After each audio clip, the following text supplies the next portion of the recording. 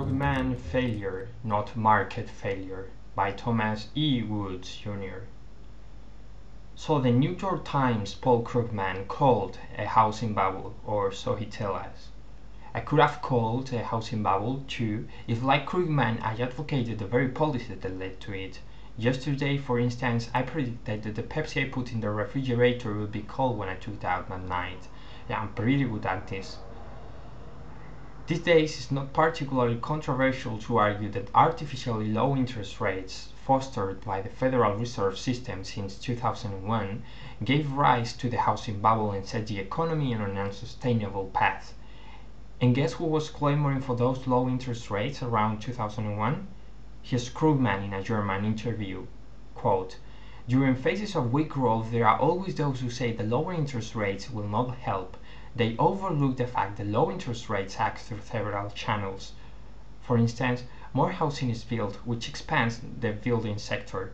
You must ask the opposite question: why in the world shouldn't you lower interest rates?" Unquote.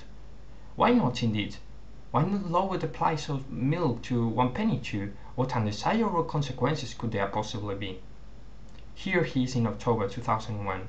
Quote, "Economic policy should encourage other spending to offset the temporary slump in business investment. Low interest rates, which promote spending on housing and other durable goods, are the main answer." Unquote. And here he is, December 2001. Quote, "The good news about the United States economy is that it fell into recession, but it didn't fall off a cliff. Most of the credit probably goes to the Dutch optimism of American consumers, but the Fed's dramatic interest rate cut helped keep housing strong even as business investment plunged." Unquote. That, of course, was the problem.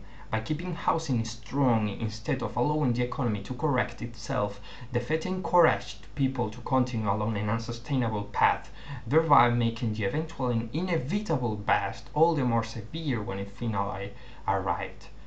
Oops.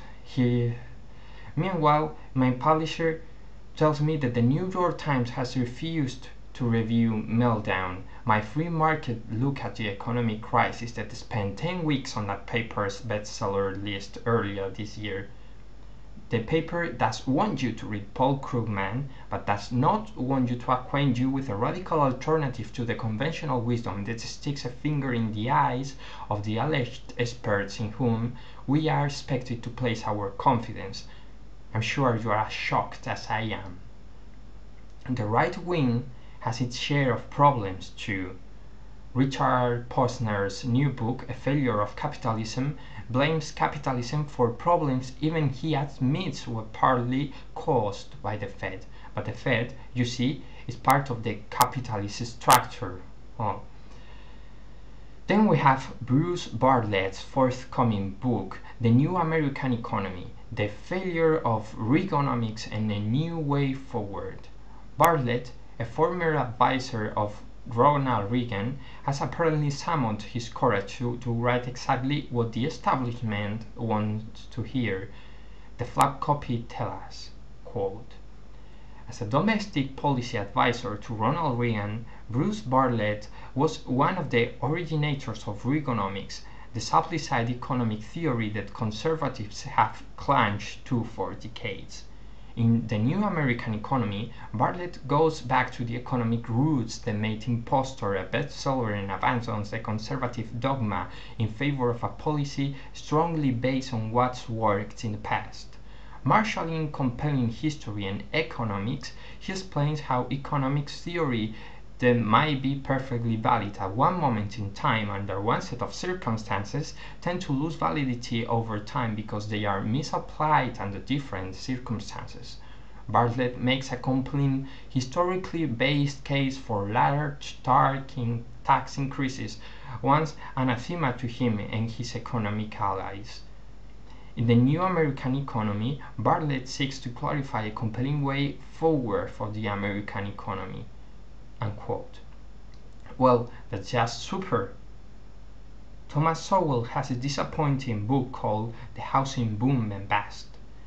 I like and have profited from Sowell's work very much, and I used to assign his books to my students. This one is unfortunately if predictably flawed. In keeping with Sowell's support for the Federal Reserve, the book dismisses the suggestion that the Federal Reserve deserves much of the blame.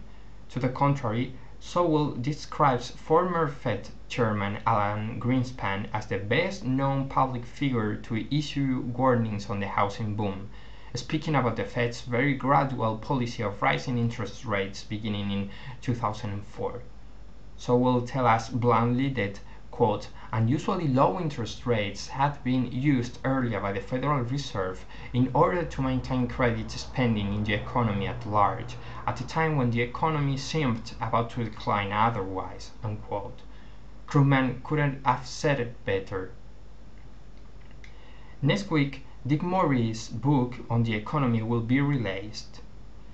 Among other things, Morris is the author of Condit versus Hillary, the next great presidential race. I'm not making fun of him because that race didn't pan out. I'm making fun of him because a normal person does not brim with excitement about a potential contest between two establishment drones. The book, Catastrophe, promises to be pretty much what you would expect from a Washington political consultant writing about the economy. To be sure, book descriptions are written by marketing departments and sometimes do not quite convey the author's intentions the way he himself would. Still, it has to mean something when we read, quote, at a time when we needed a pragmatic centrist to lead us out of recession, we got a doctrinaire socialist. Unquote. Right away, then, the book's premises is all wrong. We need a centrist to lead us out of recession? Way to concede the whole argument to the other side, Dick. Unfortunately, since Morris is a political commentator at Fox News, his book will be vigorously pitched to that network's viewers. Fox News viewers do read, and unfortunately that means they will soon be cracking open a collection of non-rigorous business-as-usual boilerplate about cutting wasteful government spending. Been there, done that. Supporters of the free market need the full story of what happened to the economy and a substantial arsenal of arguments they can use against those who tell us that the free market has failed and that the only more power for our overlords can rescue us. They are getting either beltway, talking points, or outright attacks on the free market. That is extremely unfortunate, but like the housing bust, it wasn't hard to predict.